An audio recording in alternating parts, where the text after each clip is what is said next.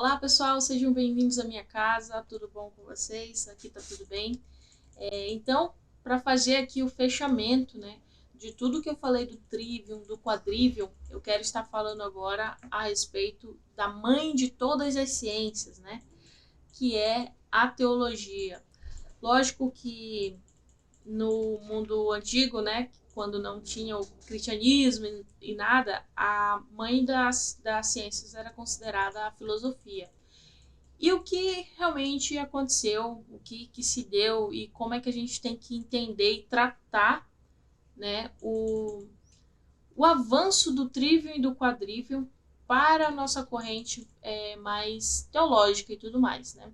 Bom, primeiro nós temos que entender que o trivium e o quadrivium, como já falado, eles são os estudos da natureza, né? Ele é o estudo daquilo que é visível, mas que certamente aponta para aquilo que é invisível, né? Então, dentro da tradição greco-romana, isso foi muito bem fundamentado, muito bem estabelecido. E essa parte do conhecimento humano, né, que foi desenvolvida e tudo mais, ela, lógico, não eram só aquelas matérias, né, aqueles estudos, aquelas disciplinas, nós tínhamos outras também, a própria medicina, o próprio direito, né, que vão sendo correntes do estudo da filosofia, né, própria filosofia também, entre outros. Mas só para vocês terem a noção da separação, de que o ensino é considerado como algo focado no trabalho, como hoje nós temos, por exemplo, a pessoa vai estudar administração, né? Então ela vai ficar 4 anos estudando administração para trabalhar, ter o seu dinheiro e tudo mais. Lógico que eles tinham essa noção de usar os estudos, né, para divulgar seu conhecimento e ensinar e serem professores, enfim, serem melhores em alguma função ou outra.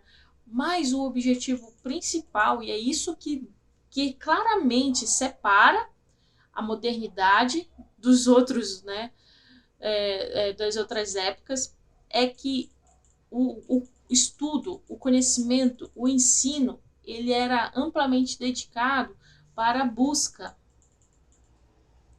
busca da verdade. É isso. As pessoas, elas buscavam a verdade atrás desse ensino. No Trivium, que nós temos lá precisamente o estudo das letras, da comunicação, como nós, seres humanos, somos seres que, na filosofia de Aristóteles, eles nos denominou como animais racionais, né? Nós somos seres que temos o aspecto da comunicação, diferente de todos os outros animais. Nós, como seres que temos consciência de si próprio, né? Nós temos consciência da nossa consciência, por exemplo. Isso nos diferencia muito de qualquer outro ser vivo que existe no planeta Terra. Então, através principalmente do Trivium, a busca fundamental pela verdade é que a filosofia explorou muito. E aí eu quero que você realmente entenda essa diferença da época antiga, antes do cristianismo, e a época pós-cristã. A influência filosófica, né, ela usava, lógico, tanto o trivium quanto o quadrivium para comprovações, para um estudo metafísico e tudo mais, porque não é um conhecimento simplesmente abstrato. A verdade, ela pode ser palpável e ela pode fazer sentido. E o meu objetivo aqui tá dizendo justamente isso, que você pode conhecer a Deus, né, se ele se revelar a você, mas existem coisas que a gente pode observar no mundo que nos apontam Deus, aponta a um criador, né, a um design criador, né, de tudo.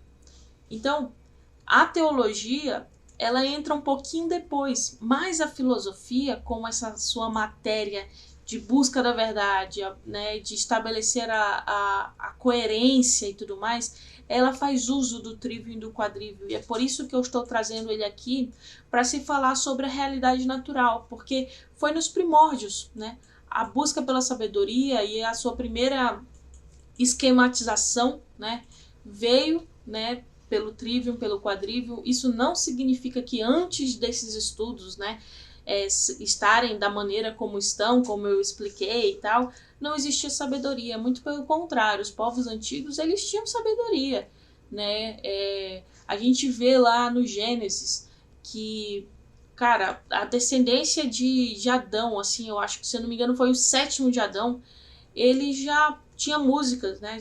Explorava ali a música, outros já construíam ferramentas e edificavam casas, e isso tudo faz parte de um conhecimento natural, uma inteligência natural, né?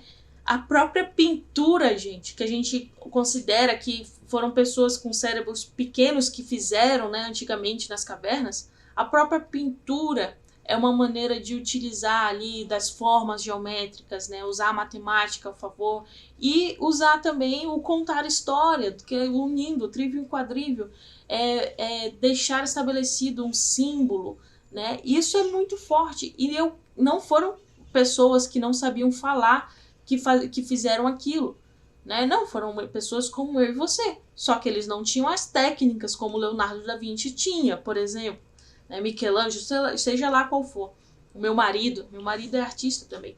Eles não tinham a técnica, mas eles tinham a capacidade, tinham a inteligência. Então, isso é lá na antiguidade, né? Aí, vindo para um período do medievo e tudo mais, nós tivemos, fora, né, a filosofia, nós tivemos o avanço da teologia. A teologia, ela vem com o seu ensino religioso. E aí é aquilo que eu expliquei, é Deus revelando para o homem a respeito de si. Então, a introdução da teologia em cima da filosofia, ela passa a unir tanto o trivium quanto o quadrivium debaixo de uma filosofia que é pautada pela teologia, né? Chegou um tempo em que a teologia e a filosofia, elas, né, brigavam de igual para igual. Outro tempo a filosofia foi maior, outro tempo a teologia foi maior, outro tempo elas foram contrárias, né? Hoje a gente vê uma filosofia contrária à teologia, mas isso não significa que está correto. Mas o que a gente pode analisar aqui, e eu quero deixar muito claro, é que o ensino da teologia e o ensino da filosofia, eles buscam a mesma coisa, é a verdade. Só que que é a filosofia, a gente vai atrás da verdade, enquanto que a teologia nos é revelado, né? A verdade vem até nós. Mas isso significa que a gente tem que parar de estudar e fazer esforço? Não, pelo amor de Deus, não pense assim. E é nesse ponto que eu quero trazer o conhecimento, o conteúdo, né, teológico e sobrenatural dentro de tudo que eu tenho falado aqui, para que a gente perceba quanto que a gente precisa buscar a Deus e melhorar, né, e ter acesso ao conhecimento. A palavra de Deus fala, né, o meu povo perece por falta de conhecimento. Lógico que no contexto específico, né, o autor está falando da lei de Deus e tudo mais, mas isso também se aplica a simplesmente nós morrermos, né, espiritualmente falando, porque nós não conhecemos a Deus. Mas isso também é aplicável quando a gente, por exemplo, para matar a fome, a gente tem que, né, cuidar da terra, fazer ali o plantio, adubar, né, primeiro, cuidar bem da terra, depois fazer o plantio, depois colher. Se a gente não souber fazer isso, a gente vai morrer. Por isso que o conhecimento, a sabedoria, ela é necessária na vida espiritual também. E Deus, ele nos deixa bem claro algo, que são as disciplinas.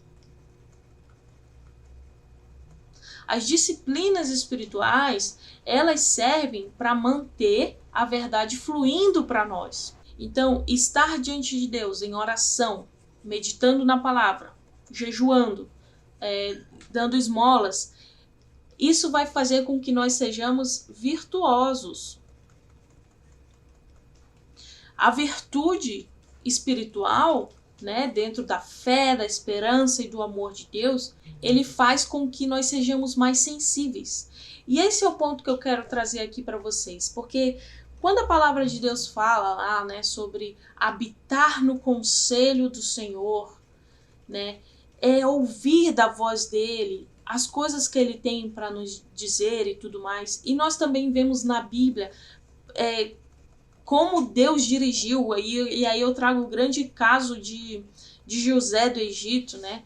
José teve uma revelação divina. Lógico que ele foi uma pessoa que buscou a Deus, ele foi um homem virtuoso, mas ele teve uma revelação divina de uma atuação imanente, uma atuação natural, material na terra, de, vai ter 7 anos de abundância, então a gente tem que, né, saber administrar e guardar isso, porque vão ter 7 anos de escassez.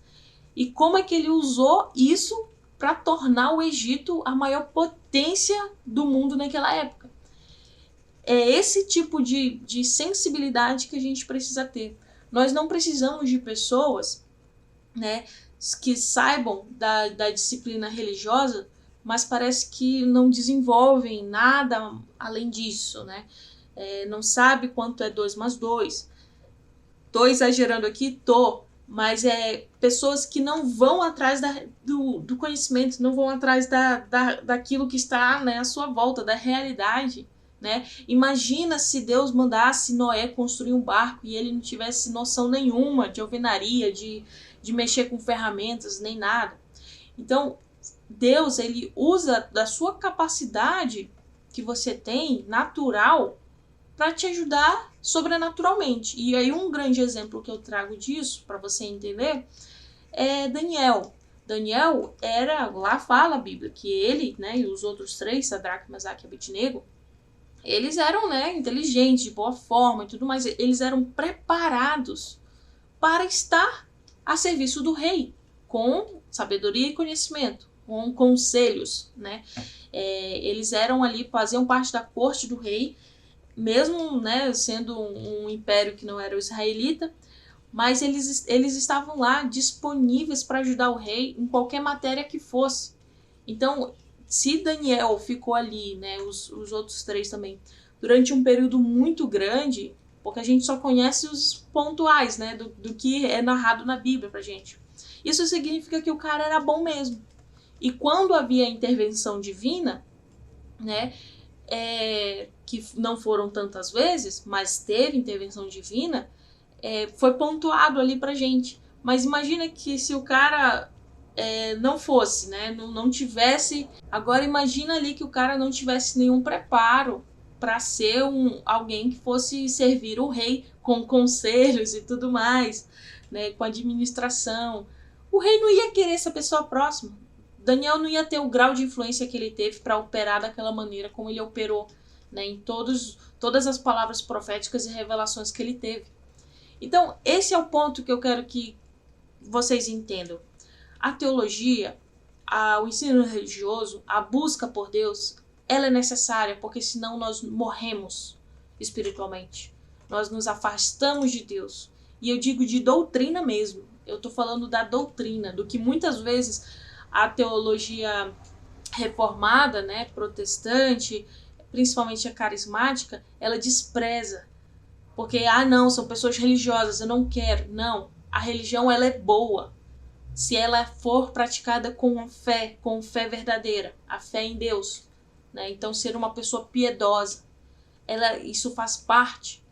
Agora, eu também preciso, fora, né, a doutrina, fora a teologia, fora a busca da filosofia pela verdade, eu também preciso me capacitar no conhecimento material. E provavelmente é nessa área que você vai ter destaque para chegar para alguém e influenciar aquela pessoa para o reino, né? Então, eu quero que isso aqui fique muito bem claro, né, sobre a principal distinção entre a realidade natural e a realidade sobrenatural. É que, naturalmente, você tem que buscar a sabedoria, tem que buscar a Deus, tem que saber mesmo a verdade, mas tem que usar isso, né, debaixo de muita graça, muito amor de Deus. E eu sei que sobrenaturalmente você buscando ao Senhor, de tudo aquilo que Ele já te revelou, Ele vai te revelar mais na medida que você busca Ele, você possa atuar e abençoar as pessoas que estão ao seu redor com a sabedoria do alto. né? E é o que eu quero estar falando na próxima aula, sobre você entender o quanto que a sua vida pode impactar a vida do próximo que não conhece a Deus nem nada. Então, pessoal, é isso. Agradeço aí e até a próxima aula.